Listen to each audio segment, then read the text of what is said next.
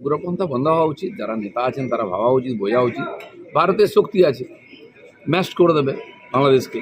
পাকিস্তানকে যদি নাকে খত দিতে পারে, 90,000 সৈন্যকে বন্দি করে আনতে পারে ভারতের সেনা, বাংলাদেশ তো নাস্তা আমাদের। আমরা তো ওই ওদের মতো লোকেদের সঙ্গে লড়তে পারি না। সিংহের সঙ্গে কুকুরের লড়াই কখনো হয় না। আওয়াজ দেওয়াটাই যথেষ্ট। এখনো আওয়াজ যাতে দিতে না হয়, বাংলাদেশের লোকেরা যেন বোঝে। ওখানে ঢাকা প্রেস ক্লাবে প্রেসমিট করে বলেছে যে দেশের প্রত্যেক কটা নাগরিককে সামরিক প্রশিক্ষণ দেওয়া হবে এবং যুদ্ধের জন্য প্রস্তুত করা হবে। দেখুন, আদৌ কোনো সামরিক বিভাগ আছে বাংলাদেশের? কোনোদিন বাংলাদেশ যুদ্ধ করেছে?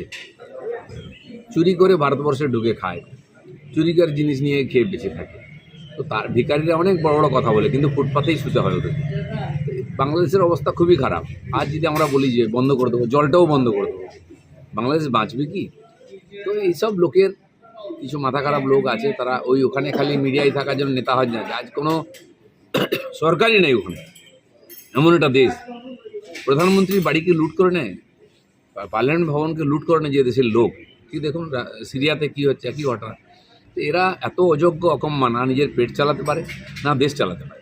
সেই সব লোকের কথার কোনো গুরুত্ব নেই। ভারতে এখনো অনেক জায়গায় আনফেস এরিয়া রয়েছে এবং প্রচুর জঙ্গি তারা বাংলাদেশে এই ঘটনা এরিয়া বানাবার চক্রান্ত চলছে। জঙ্গি ঢুকিয়ে বাংলাদেশ থেকে এখন চট্টগ্রাম বন্দর খুলে গেছে, জাহাজে করে অস্ত্র আসছে পাকিস্তান থেকে। মরবেটা কি? যে কাঁচা হিন্দু আছে আমরা নিয়ে নেবো। কোটি কোটি লোককে নিয়েছি, এখানে 2-3 কোটি ওপার বাংলার হিন্দুরা এসছেন আমাদের সঙ্গে আছে, আর 1-2 কোটি চলে আসবে। তারপরে বাংলাদেশে কী হবে? সিরিয়া থেকে 50 লক্ষ লোক পালিয়ে গেছে দেশ ছেড়ে, সেখানে তো কোনো হিন্দু নাই। 1 লক্ষ লোককে হত্যা করেছে কোনো সরকার, ওদেরই সরকার। এখন গত কদিনের মধ্যে 50,000 লোক আবার উদ্বাস্ত হয়েছে। দেখে শেখা উচিত, পাগলামির একটা সীমা থাকে, এদের বুদ্ধিও নেই বোঝার মতো। দিল্লিতে তো বাংলাদেশি আসাম থেকে শুরু হয়েছে, ওখানকার মুখ্যমন্ত্রী বলছে আগে এনআরসির পেপার দেখাও, তারপরে ভোটার কার্ড হবে। তো সেরকম সারা ভারতবর্ষে যদি আমরা শুরু করি, এখন 2-3 কোটি বাংলাদেশি আর রোহিঙ্গাকে আবার যদি পুশব্যাক শুরু হয়, তখন ওদের দাঁড়াবার জায়গা থাকবে? আর ভেবে দেখতে। আরেকটা প্রশ্ন দাদা, সাহায্য নিয়ে যে ইকোনমিক জোন তৈরি হয়েছিল, সেখান থেকে ভারতীয়দের লাথি মেরে বের করার বিধান দিয়েছেন, তারাই কারণে না বিধান। তাহলে এটাও বলুন যে ভারতের কোনো জিনিস আমরা নেবো না, খাবো না, কদিন বাঁচবে? ওর ওষুধই পাবে না, অর্ধেক লোক মরে যাবে। একটা নার্সিংহোমের হসপিটাল নেই, চিকিৎসার জন্য কলকাতায় লাইন দিয়ে আসছে বাংলাদেশের লোকেরা। ভিসা বন্ধ করেছিল বলে দেশ কত হাহাকার পড়ে গেছে। তো এইসব লোকের কথা কোনো গুরুত্বই নেই, যারা বিদেশ থেকে টেরোরিজমের নামে টাকা নিয়ে এসে খেয়ে বেঁচে আছে, লোকের দয়ায় বেঁচে আছে। সেই সব লোকের বড় কথা কি? খান সেনা ওই সময় কচুকাটা করে দিত, যদি ভারতের সেনা না যেত। আমরা হাজার হাজার কোটি টাকা খরচা করে শত শত সেনার জীবন দিয়ে বাংলাদেশকে স্বাধীন করেছি। প্রথম স্বাধীনতা আন্দোলনে তখনও ভারতে ছিল বলে স্বাধীন হয়েছে।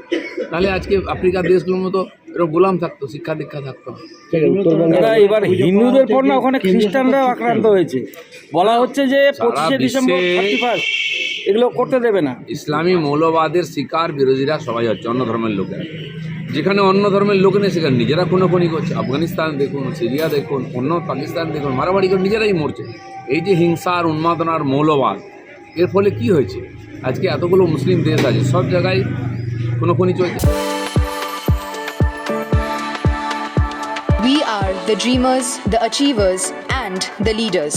Come, join us today.